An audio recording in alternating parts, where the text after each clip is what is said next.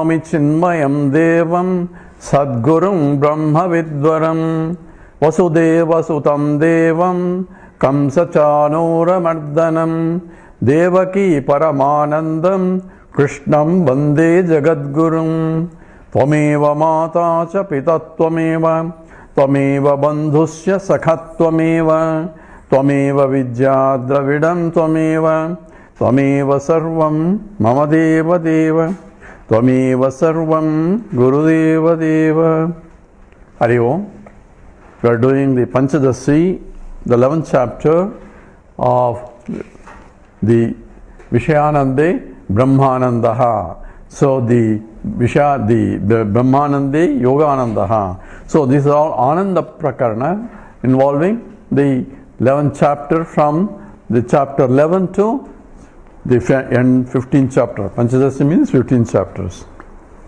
Now we are looking at the state of the Narada, who has studied everything. So he has a Vijnana Ananda. So the classification is Brahmananda, and the next level is Vijnananda, that is the happiness at the mind level, at the intellect level, and the happiness at the senses level is the lowest one, Vishayananda. And now he is talking about the Vishayananda. The teacher is teaching that all the happiness that one can gain through objects, through sense objects, are not going to be real happiness, because there is no happiness in the duality.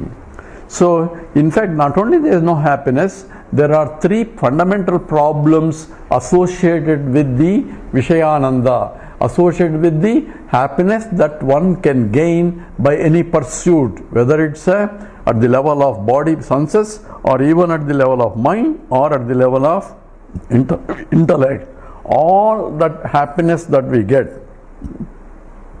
by gaining this, by acquiring this, by and so on and so forth, and those have three fundamental defects. One is called Dukkha Misritatvam, second is Asantruptikaram, and third is Bandhakatvam. So all these three will give you, number one, Dukkha Misritatvam. Dukkha Misri means it is mixed with, this all Ananda is mixed with sorrow. So anything that I gain in this world involves sorrow mixed in. How is that? Because in order to get something, I had to go through process. I had to suffer through in order to get it. So in gaining it, I had to suffer. And once I gain it, I had to preserve it. Then there is a struggle involved in preserving. So I work for $1 million to get, and I struggle hard, and now I am a millionaire. So in gaining a million, I had to struggle through. So in getting it, I have a struggle. Now I have million, but now I am worried about the million because other people may steal it. So trying to preserve it is another struggle. And if the million is lost, then also I am worried. So in gaining there is a problem, in preserving the problem, and in losing it also a problem. Therefore it is always mixed with the happiness, is always mixed with the coming and going. Therefore it is called Dukkha Misritasam, the happiness mixed with the suffering. And that is essential in all pursuits, because I don't have it, I have it now, I may lose it. So anything that I am going to gain happiness is bound to lose. This includes even moksha. If somebody is going to give me moksha, he can take it also. Whether he may say he may not take it, that's another statement. But possibility is there that he can go. Even in the Vaikuntha, they are ready to serve the Lord there, because when you go to Vaikuntha, what do? You have to serve only. Because that is what you have to do there. So people are through Jaya Vijaya are serving the Lord. At the same time, they behaved as though they are proud. And Sanat Kumar, the teachers are this we are talking about. When they try to enter it, he was obstructing, thinking that they are little boys there, because they went in the form of boys. And they insulted them, and therefore Samat Kumar cursed them, because you don't deserve to be here. That's all. Essentially, curse means you don't deserve to be here in this Vaikuntha, because you have modeled with that you are doing something here. So in any service, any happiness that you gain, whether you're going somewhere or coming somewhere or giving somebody, because you cannot go to Vaikuntha by yourself. Somebody has to give you that. Says, Daivim Isha Gunamayi Mamamaya Duratchaya Mameva Ye Prapadyanti Mayame Tam Sarantite. Only by surrendering to me you can cross the ocean of this Maya, because the Maya is of divine origin. That's what Krishna says.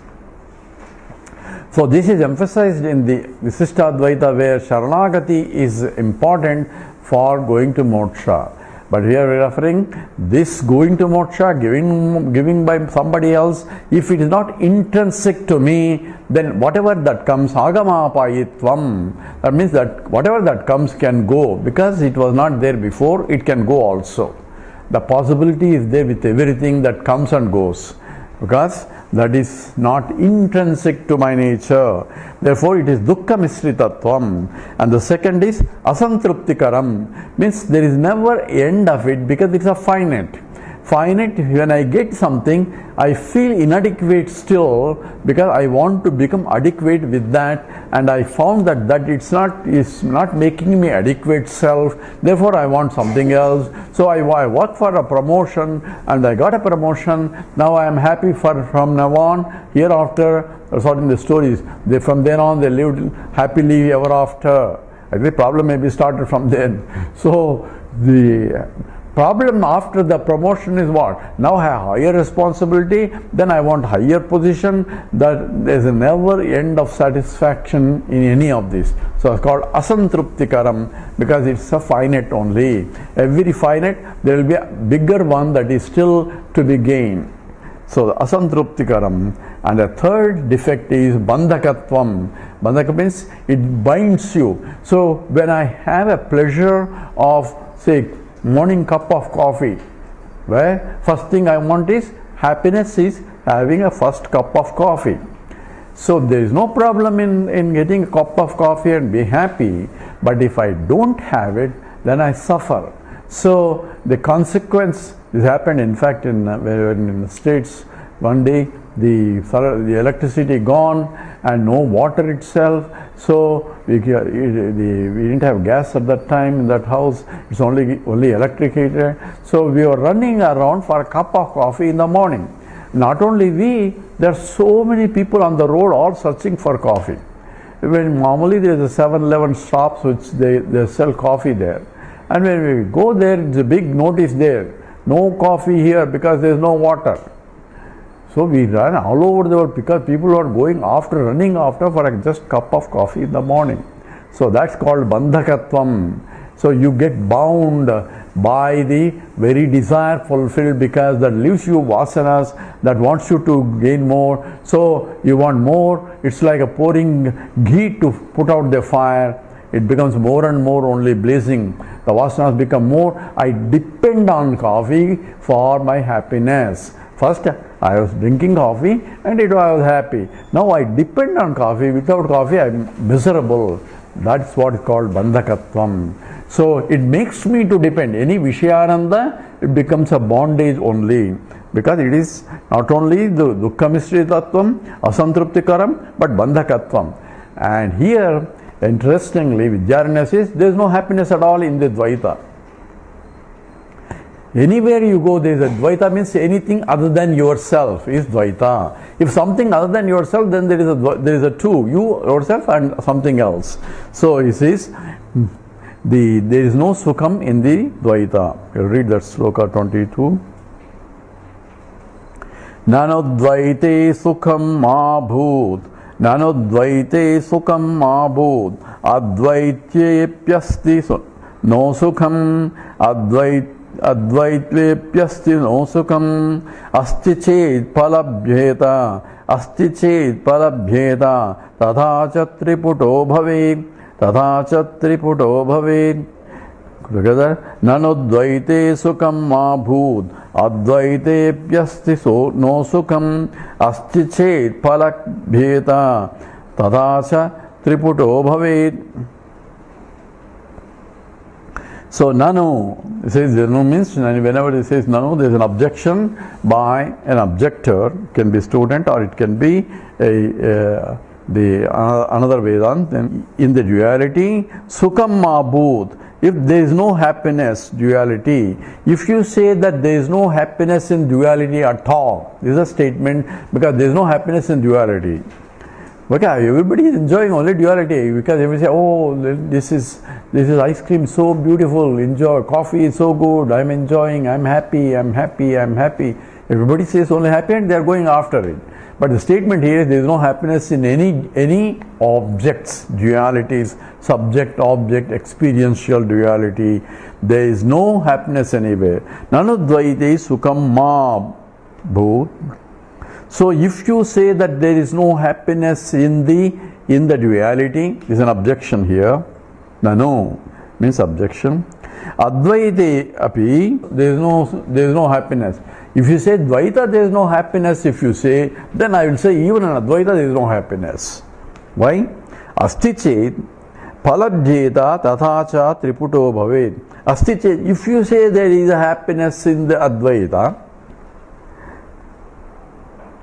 says essentially phalabhyeta. So it should be experienced. The phalam means the result of the happiness should be experienced.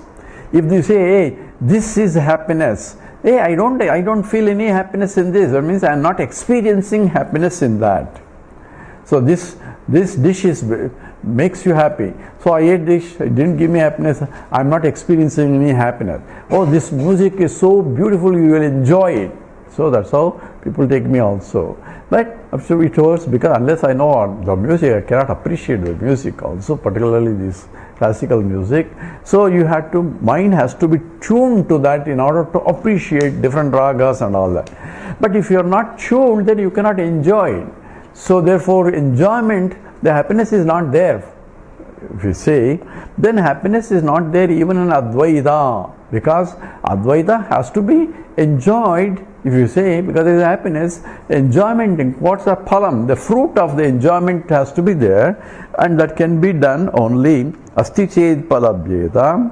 Phalam is there is a fruit for that. Tathacha triputo bhavet. In that case, you will have one who is enjoying, the one who is enjoyed, and the enjoying triputi bhavet. There will be a triputi.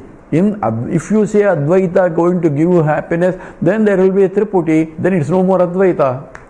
So this is an objection by, so who is going to enjoy the happiness in the Advaita?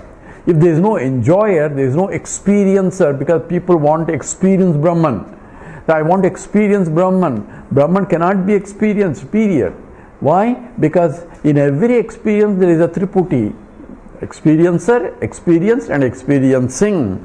So how can there be without an experiencer, the experience of the happiness in Advaita? It's a very interesting objection here, because people think of the realization involves a Brahman experience, and they will say it is not like any other experience, it is objectless awareness experience, all that beyond the mind and all that statements, it's only a hypothetical statements. But here, no, Advaita, how can it be?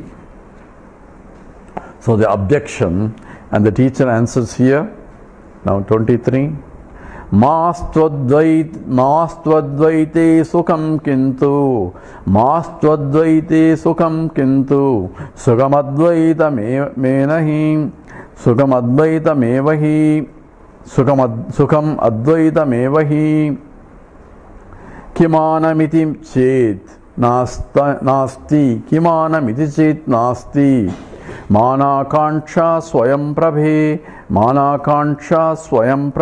Together, Mastvadvaite sukham kintu sukham advaita mevahi kim manamiti chet nasti manakanshe swayam prabhe. So ma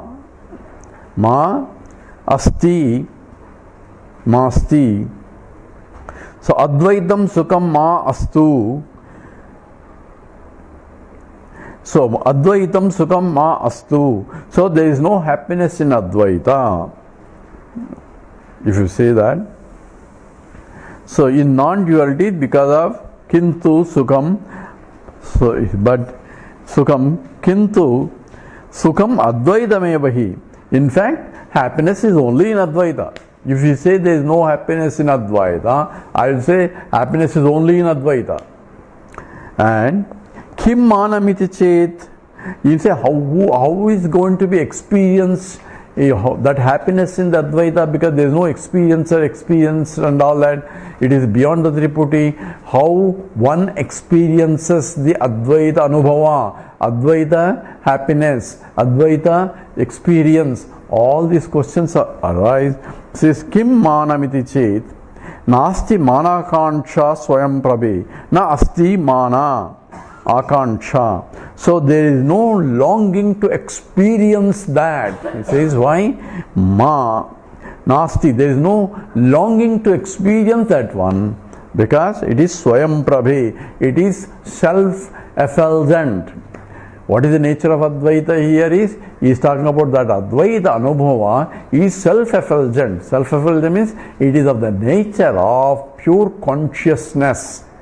So there is no need for experiencer, and that Triputi is not needed. In fact, that's the only experience you have, the happiness, not in the Dvaita. Even Dvaita will be leading to that only. That happiness in the Advaita happiness only reflected here. And there is no original happiness anywhere here. Original happiness only comes from the Brahmananda only. So if you say there is no experiencer Triputi, so in Advaita there is no happiness because there is no experiencer. I'll say in Advaita only there is a happiness because you don't need an experiencer, because it is Swayam shining, self-luminous entity. So therefore there is no experiencer type of the Triputi is not there. So if that is this statement by the teacher, now the student will ask, Swaprabhatve bhavadvakyam manam yasad bhavanidam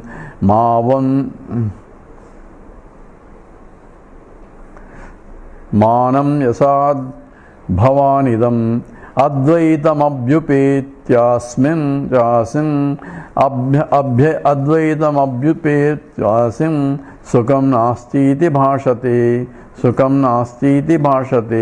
24. Swaprabhatve bhavadvakyam manam yasmat bhavanidam advaitam abhyupetyasmin sukham nasti iti bhashate. Swaprabhatve, for the self-effulgent Brahman, bhavatvakyam, the words of your words, manam is the means of knowledge. Who says that in Advaita you don't need because it is swaprabha, it is self-shining? Who says that? You are saying, right? The teacher is saying that it is of the self-effulgent nature. That is your words, and that is a means of knowledge for me. So you are saying that, you are declaring that you don't need anything, and that's your declaration. That is essentially axiomatic statement, because there is no, you just wait. Yasmat, because Bhavani idam advaitam, because you are already accepted the Advaita philosophy, therefore you are saying it without any, yeah, I believe in it, therefore it is so. So therefore there is no basis other than your belief as the statement of fact. That's what it is. The objector is saying here. Abhyupetya, having accepted asmin sukham, this happiness na asti iti bhashate. Therefore there is no happiness in the duality. Only happiness comes from the Advaita. That because you believe in Advaita, therefore it is a belief system. There is no proof for it other than your statement. This is essentially the objector's statement, that you don't need a proof for your happiness. Here you have to be careful. Here says, what is self-proven? So when I'm sitting in the example, when I'm sitting in the pitch dark room, when I ask, say, is there a chair there? I says, I do not know whether the chair is there or not, because I cannot see. So for the existence, to prove existence of the chair or non-existence of a chair, I have to see whether it's a presence or not present. And I cannot see because there is no light there, it's pitch dark room. That objective things we need to have a pramana or a means of knowledge called pramana. Pramana is seeing, and seeing doesn't work unless there is enough light for me to see. So all I see is the darkness is covering the ignorance. Darkness is covering the ignorance of whether it is present or absent also. So neither way I will not know. But only when the light comes, I know whether the chair is or chair is not. So its presence or its absence is revealed by the pramana only. Pramana means here manam, they call manam is pramanam. So what is the swaprabhatvi bhavajakyam manam yasmat bhavanidam advaitam abhyupeta asmin sugam nasti bhashate. Because you have already accepted the Advaita philosophy and therefore you say that there is no need, it is self-shining. You don't. That's your belief. What is the proof that you are right? That's essentially the question now. Now you say there is no happiness in the Advaita, and the question is you have to prove. How do you prove it? Nabhyupaimyaham advaitam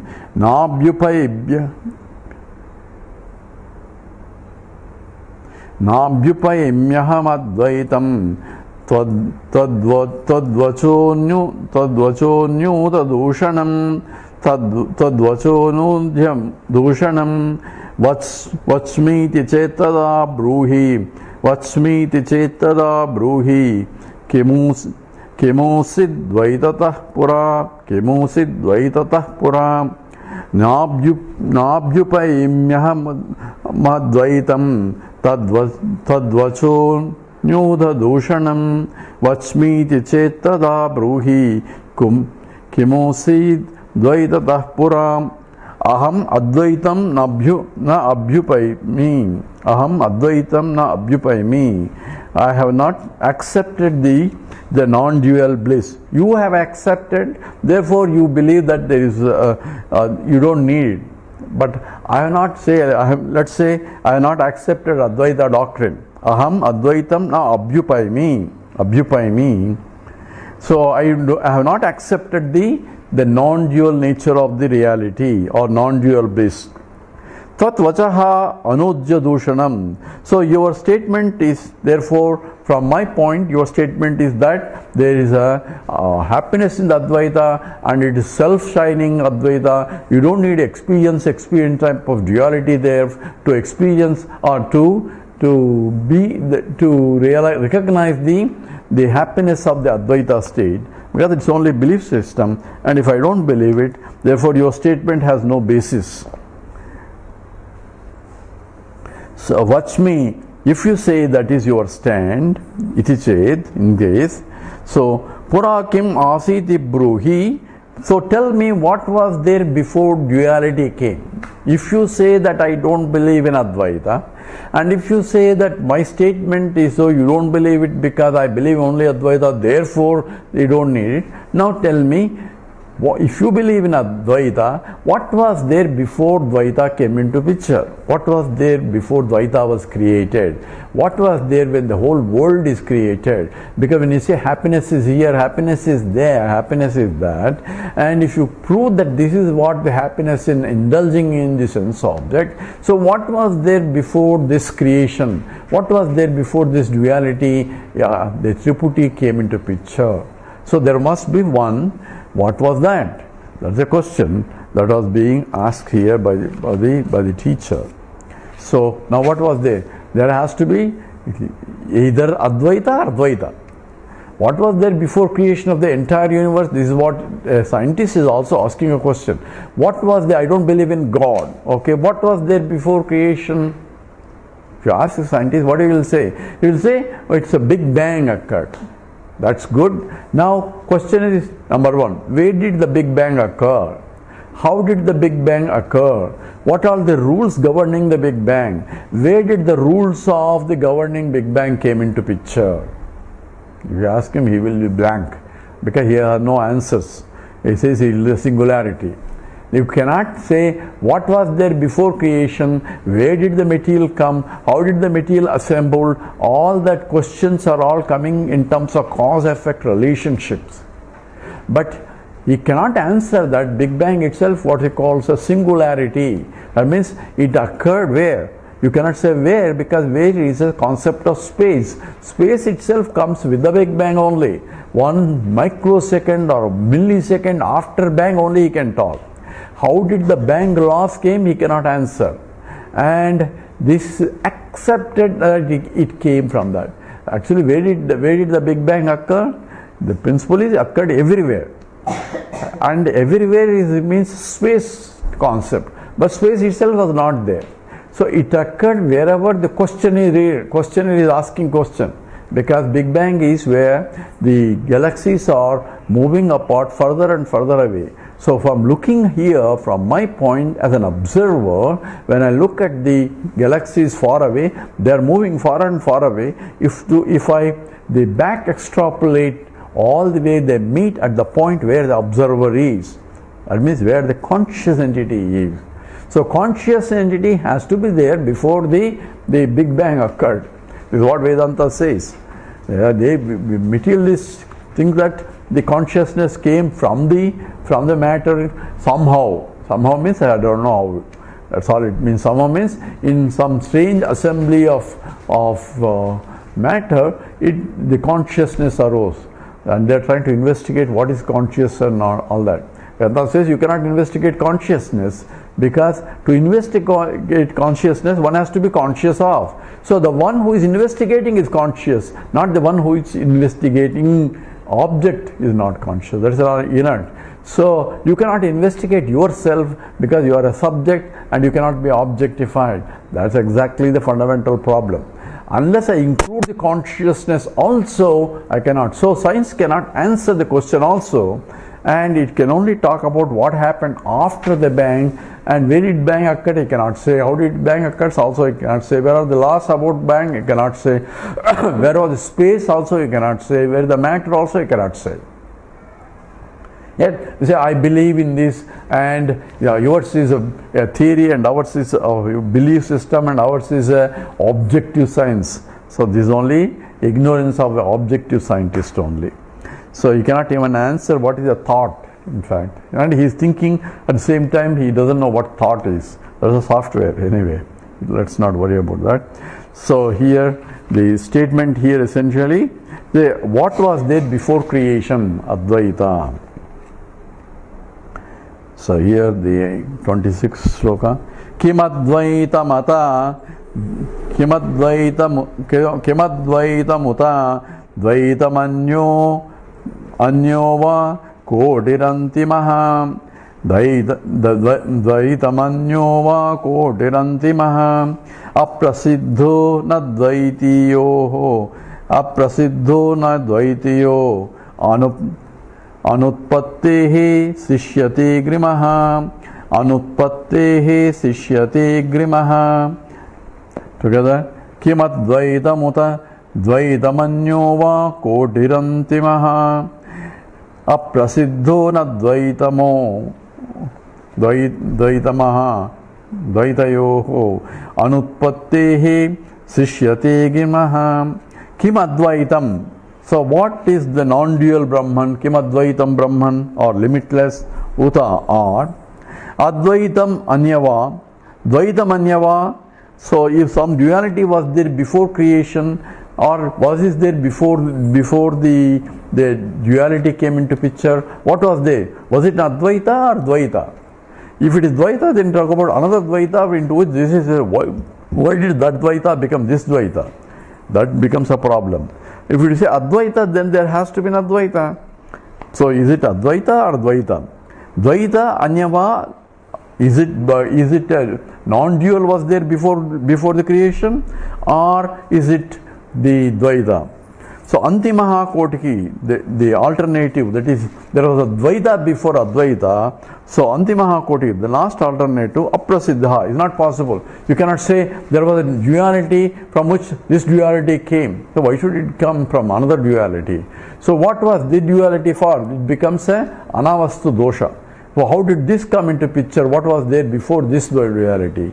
Then another duality. So you have to go back all the way, and it's called infinite regress.